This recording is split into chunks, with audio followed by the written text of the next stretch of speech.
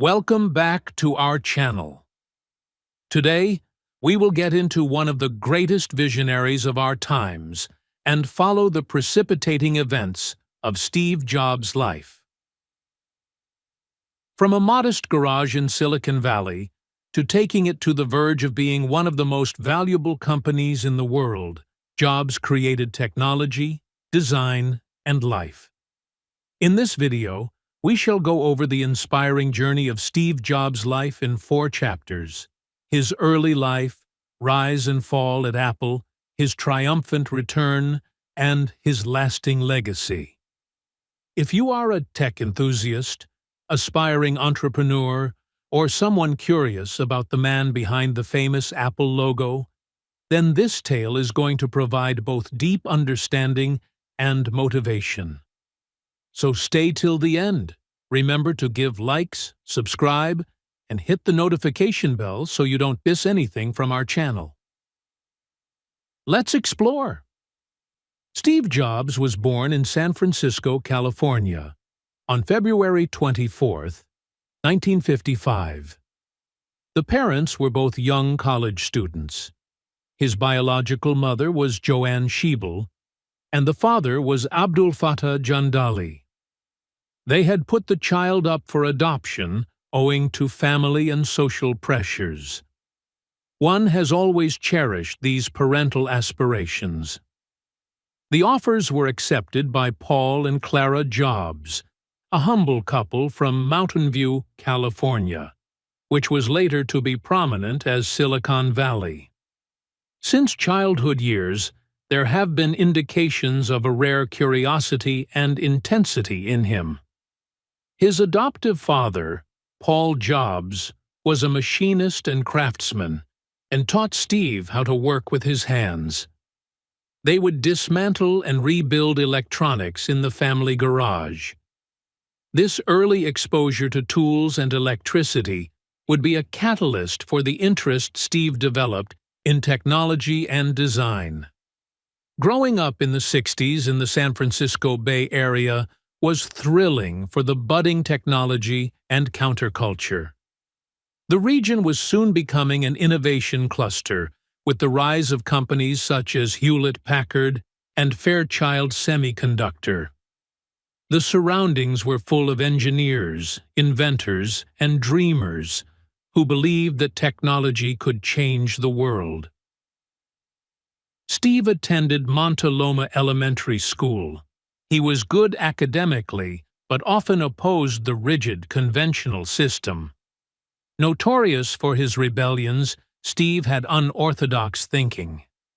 Even at a very young age, Steve was passionate about building something new instead of just conforming to the pre-established norms.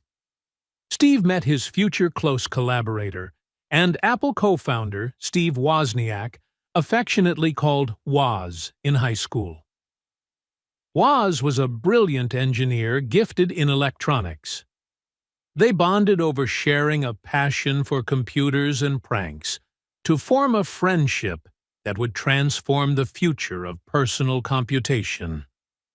Working at Hewlett-Packard during high school furthered his interest in electronics.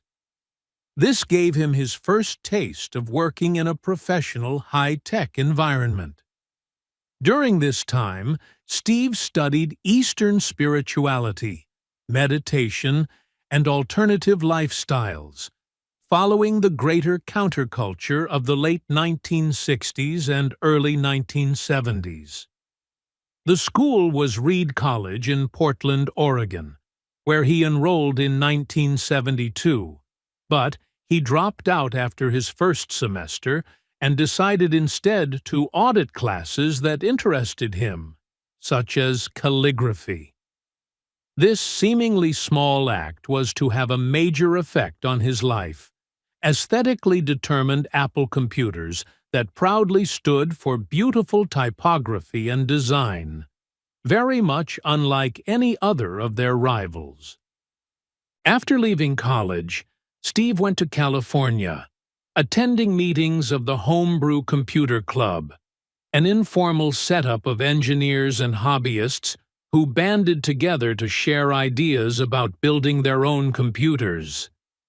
It was in the sleepless beehive of the Homebrew Computer Club that the thought of personal computing found some footing. In 1974, Steve had a stint at Atari, a leading name in video game technology. He was more on the technical side, development and testing of early arcade games. Apart from Atari, working meant a healthy amount of technical experimentation, but Steve felt impatient to make something of his own. Later that year, he made another trip to India on a spiritual journey. He was looking for something in life. He attained enlightenment by way of Eastern philosophies and meditation. This trip stayed with him forever, imparting an ethos toward life and work of trusting intuition, keeping it simple, and staying focused. By 1975, Steve had gotten back with Steve Wozniak, who now had a working prototype for a personal computer called Apple I. Wozniak mainly built the computer by himself, introducing some ingenious designs that could be mass-produced at a low price, and which indeed worked. Jobs saw a business opportunity to combine this fun side into something more serious. The three founders of Apple Computer Company were Jobs, Wozniak, and Ronald Wayne in 1976. The partnership was very loose at first, working without offices in the garage of Jobs's family home. Wayne would depart from the company very quickly, selling out his shares, leaving Jobs and Wozniak to carry on. Apple's first commercial release, the Apple Fryus, was little more than a bare circuit board that was sold to hobbyists who would then assemble it themselves. It was not a personal computer at that time by the usual standards of today, but in those days it was far ahead. Steve was in charge of marketing and sales, displaying great persuasiveness and visionary flair. Notably, the Apple I did moderately well among hobbyists. The Apple II, which came out in 1977, was, however, the real game-changer. Apple II was one of the first successful serious mass-market personal computers. It was wonderful in concept with color graphics and a keyboard, and could run a slew of different software applications, thereby making it accessible to both individuals and small corporations. Apple's fast growth attracted both investors and media attention. The company was listed on the stock exchange in 1980, creating instant millionaires, including Steve Jobs, then just 25 years old. The IPO raised close to $100 million, and the announcement established Apple as a big player in tech. Though doing well, it still had its trials. In particular, the Apple III, intended for use in business, was plagued with design problems and poor sales. Meanwhile, work had gotten underway on the Lisa computer at Apple, which passed on a graphical user interface, GUI, coming out of research at Xerox PARC. Jobs was heavily involved in the development of Lisa, but clashed with other executives over management and direction. His intense personality and outright perfectionism created tensions within the company at times. The company was nevertheless innovating and preparing to launch the Macintosh computer that would be a milestone in the history of personal computing. That, however, pertains to the next chapter in Steve Jobs' extraordinary journey. After Apple's tremendous success in its initial public offerings in December 1980, Steve Jobs was cast into the public eye as one of Silicon Valley's youngest billionaires. Age 25, he had already been recognized as a tech visionary building the framework of personal computing. The years ahead would give off monumental achievements as well as painful setbacks that would be used to define both his career and personality. By the early 1980s, Apple was firmly established as a force in the personal computer market, mainly through Apple II's successes. Yet Steve Jobs was unwilling to rest on these. He sought to disrupt computing with a new kind of machine. It was accessible, intuitive, and elegant: the Macintosh.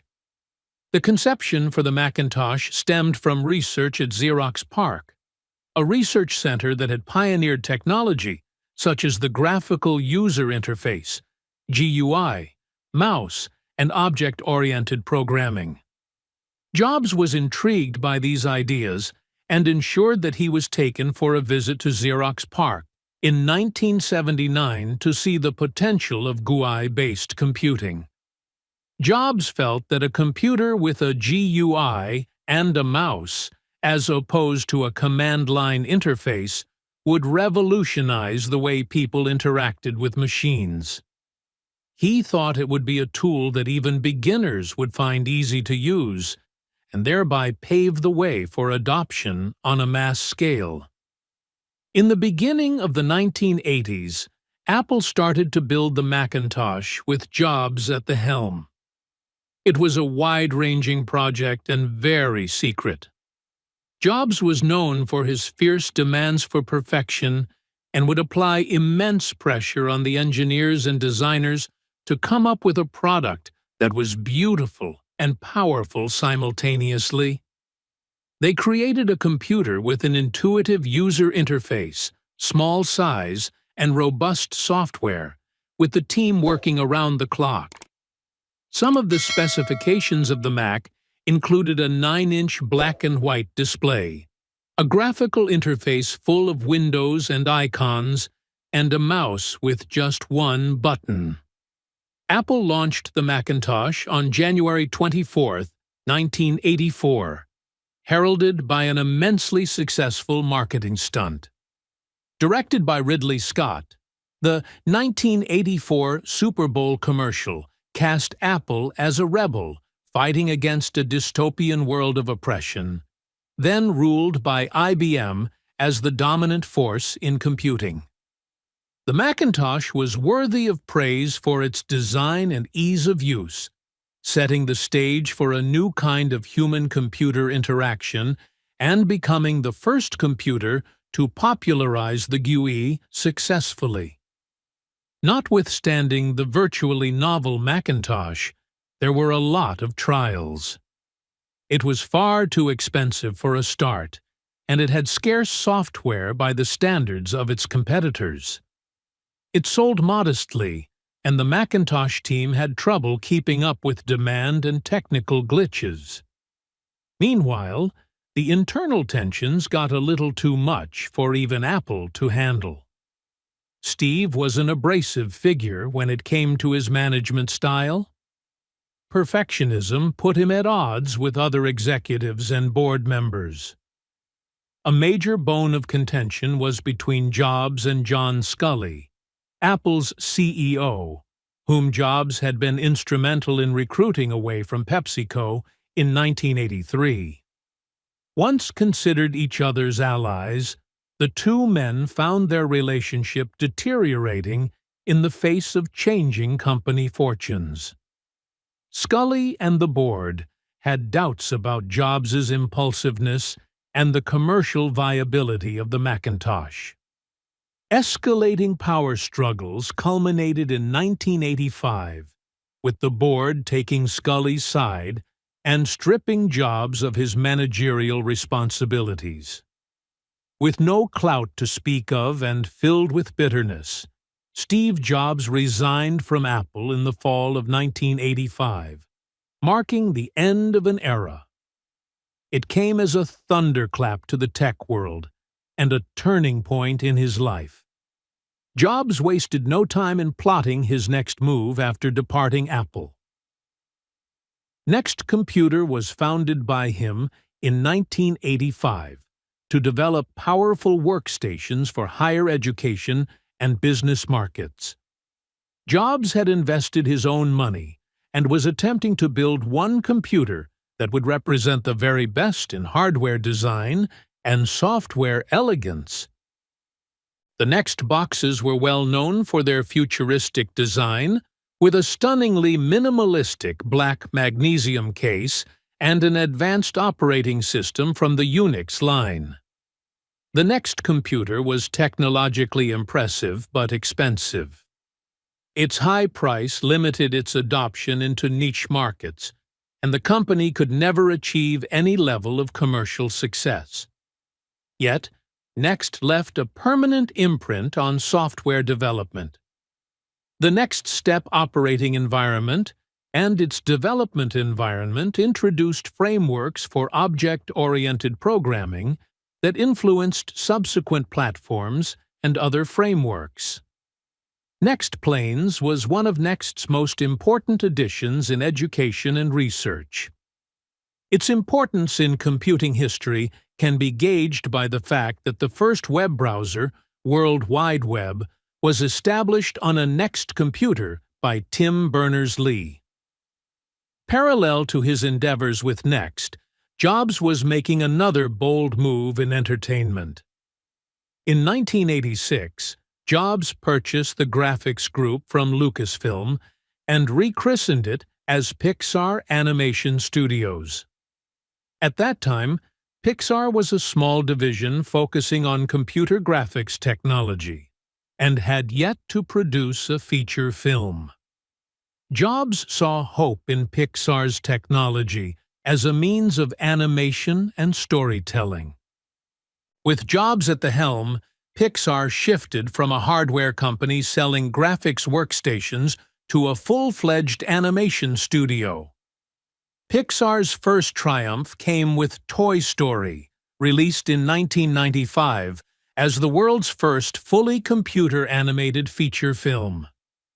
Toy Story launched to commercial and critical success right away, establishing Pixar as a pioneer in animation and storytelling. Jobs was CEO and majority shareholder of the company when it found greater achievements. Pixar IPO'd in 1995, further fattening Jobs' wallet and carrying his stature as a visionary entrepreneur besides himself. Personal life issues also named themselves for Jobs during those years. His intense work ethic and endless thirst for excellence grated on many of his colleagues and strained his personal relationships. Next was innovative, but failed to achieve mass-market success, and Jobs struggled with the hard realities of business operation vis-à-vis his creative vision. Yet, that is what formed Jobs' view of leadership and product design, focusing on integration between hardware and software, the experience of a user, and uncompromised high standards. By the middle of the 90s, Apple was an old story. Decreasing shares in markets, downs in money, and up in the question, how shall we be innovative to compete? In 1996, the company bought Next for $429 million and brought Jobs back into the fold. Jobs' return to Apple marked the start of a new story for Apple, which would soon be experienced as some of the most revolutionary products in technology. Announced several months before his birthday, in December 1996, Apple stated that it would purchase Next for $429 million. On all accounts, it was going to give Steve Jobs the route back to the company he had co-founded. Apple at the time was very much on the downside, losing market share with confusing, unfocused product lines and had genuine financial considerations. For many, the announcement of Steve Jobs returning was considered a glimmer of hope that might bring innovation and leadership back into that company. Once back at Apple, Jobs started off as an advisor, and then, in 1997, he rapidly became interim CEO, ICEO, a catch-all title that allowed him to make very effective changes. Jobs first set out to get the finances of the company together, reduce product lines, and then work on restoring the morale within the company. To most people, his most famous contribution was to simplify Apple's product range. From countless offerings under different names, Apple soon found itself with 4 broad product categories: desktops and laptops for professional and consumer markets. This singular focus allowed Apple to commit itself to quality and innovation. Jobs managed to secure one of the most critical partnerships ever. Microsoft would invest $150 million at Apple and continue developing Microsoft Office for Mac. This unlikely alliance helped calm the waters of investors and customers alike, as it was perceived as a stone-walled commitment to refuse to give up and rather flourish by Apple. It was in 1998 that Apple would launch the iMac G3, the revolutionary design for an all-in-one desktop computer. Under Jobs' close supervision and led by the designer Jony Ive, the iMac was characterized by starkly translucent colored plastic casing and aimed at simplicity and aesthetics. In terms of beauty and features, the iMac ditched all legacy ports to adopt USB and ensure easy internet connectivity. It was fast to become the biggest commercial hit of its time, with the company finally finding a revitalized identity and consumer interest. The launch of iMac marked the start of a new era for Apple, melding technology and great design. It remains the icon that dictates how Apple products should be: stylish, simple, and giving grace to the users. As digital music was beginning to take off, Jobs anticipated an opportunity for business chances by unifying hardware, software, and services. In 2001, Apple birthed the iPod, the portable digital music player that could hoard thousands of songs. With a smooth, sleek, and intuitive interface, signature click wheel, and clean design, the iPod set the music industry on fire and changed media consumption forever. iTunes required software that came with the hardware to permit organizing of music libraries and, afterward, to buy songs online. When launched in 2003, the iTunes Store eclipsed all other digital music stores and essentially legitimized legal digital downloads while undermining piracy. The success of the iPod enabled Apple to take an unprecedented position in consumer electronics beside computers, and all of that contributed to Jobs' reputation as a great product innovator and merchandiser. The next massive step to rooms was in 2007 with the introduction of the iPhone, truly breathtaking touchscreen magic that mixed phone, music player, and internet communicator into one. The iPhone was architecturally new, as the concept with a physical keyboard was totally eliminated, and an embryo of an idea that required the citizens of the whole world to pay respect in front of a few who dared to conceive such thoughts with the multi-touch interface. It established itself as the easiest to use, fastest, and most elegant software among all competitors. The years before launch had been the build-up to the epical launch, with the impression created by charismatic Jobs that sent waves across the world. By bringing forth the iPhone, Apple created an integrated experience for hardware and software that stands as a testament to the best methodology in design and usability. Also, this company was behind the launch of the App Store in 2008, which allowed developers to create applications and distribute them directly to users, fostering a thriving ecosystem for further growth. Building on the success of the iPhone, Steve Jobs announced the iPad in 2010 as an entirely new kind of tablet computing. Positioned between smartphones and laptops, the iPad was designed to be used for media consumption, creativity, and productivity. Large touchscreen, great performance, and a budding ecosystem for apps, the iPad was an immediate success in education, business, and entertainment. The iPad was proof of Jobs' intuitive genius, focusing on simplicity and elegance on how technology could fit into people's lives. During this period, Steve Jobs had become public fodder for being a visionary, meticulous, and able to forecast consumer demands. His keynote presentations collided into major media events, where he flew around the globe unveiling products with great energy and showmanship. Jobs himself insisted on purveying Apple products from A to Z, hardware, software, and retail experience. This forced integration became Apple's unique selling proposition and drew an unbelievably loyal customer base into the Apple fold.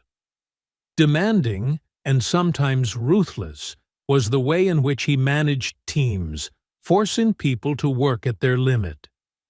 He was a passionate person, but could be very demanding, which at times created some tension, yet produced extraordinary results. Behind the scenes, Jobs was battling health issues. He was diagnosed with an unusual form of pancreatic cancer in 2003. Initially, he was against conventional treatments and opted for alternative therapies, but soon thereafter had surgery and treatment. The health issues became widely known after Jobs took medical leave in 2009. Still, he persisted in playing a key role behind the scenes in choosing products and defining company strategy. His image and charisma attracted millions.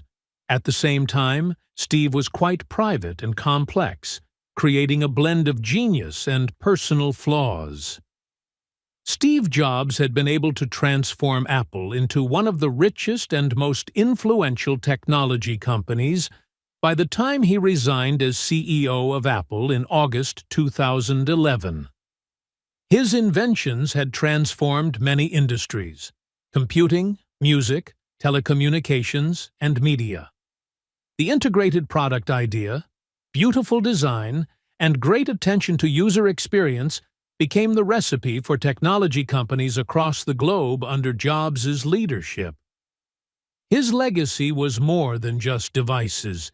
It was a major cultural shift in how technology fit into everyday life. The Jobs story is one of profound influence on technology, design, entrepreneurship, and culture worldwide.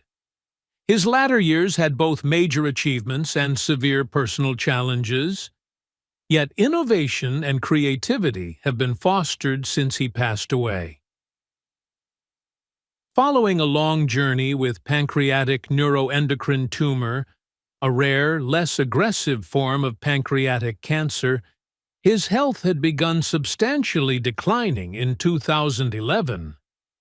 Through the preceding years, he had received treatment several times, including a transplant of the liver in 2009. Despite his illness, Jobs was invested in Apple's work, showing great dedication and passion for innovation. As of August 24, 2011, he felt that his health could no longer permit him to fulfill the role of Apple's CEO adequately. Hence, in a letter written from his heart to the Apple board and customers, he tendered his resignation and strongly recommended his trusted lieutenant Tim Cook to succeed him. The resignation would become the sunset of an era for Apple, and, very importantly, for Jobs himself. It was a bittersweet moment, as everyone in the technology realm and its fan base would suddenly realize that this visionary influential in forging much of modern technology was stepping down. Steve Jobs died in his home in Palo Alto, California, on October 5, 2011, at the age of 56. News of his passing was met with widespread grief and tributes worldwide. Tech firms, celebrities, politicians, and millions of ordinary people are all mourning a man who had forever altered how people live, work, communicate, and create. The Apple website went blank in black, except for his name in white letters, a silent tribute. The memorials and chronicles came from all walks of life, honoring a person who was a beacon of inspiration for thousands with his vision, creativity, and desperate pursuit of perfection. The clearest evidence of the impact of Steve Jobs remains the fact that technology has become a very personal and elegant part of everyday life. His insistence on art being united with technology raised design to the status of foremost consideration in product development. Before Jobs, computers were clunky and intimidating. Post-Jobs, they were beautiful, friendly, and desirable objects. From the Macintosh to the iPhone, he kept advocating for products that worked, but that were also capable of touching the user's heart. His search for simplicity, where he aspired to remove unnecessary distractions, basically revolutionized the user experience and thus set a worldwide expectation from consumers. Jobs was a complex personality, brilliant and demanding, visionary but sometimes difficult. His leadership was based on insisting on great standards and on focus and courage to think differently. Some of the great lessons of his life included focus and simplicity. Jobs used to say that focus means saying no. His power of filtering out distractions and concentrating on what really matters is what has brought some of the finest products into being. Integration. His view was that the customer experience should be controlled end-to-end through a close integration of hardware, software, and services. Design matters. Jobs showed that design could sit happily alongside good engineering and serve as a competitive edge for businesses. Persistence. Resilience was Jobs' best friend, and despite the many failures and setbacks he had, including being kicked out of Apple, he remained at the height of success. Storytelling and marketing. Jobs was a storyteller who created excitement and emotion around a product. Since the days of his demise, he has been dethroned into a cultural icon mired in the proliferation of myths. Yet, undebatably, it is equally important to acknowledge his idiosyncrasies.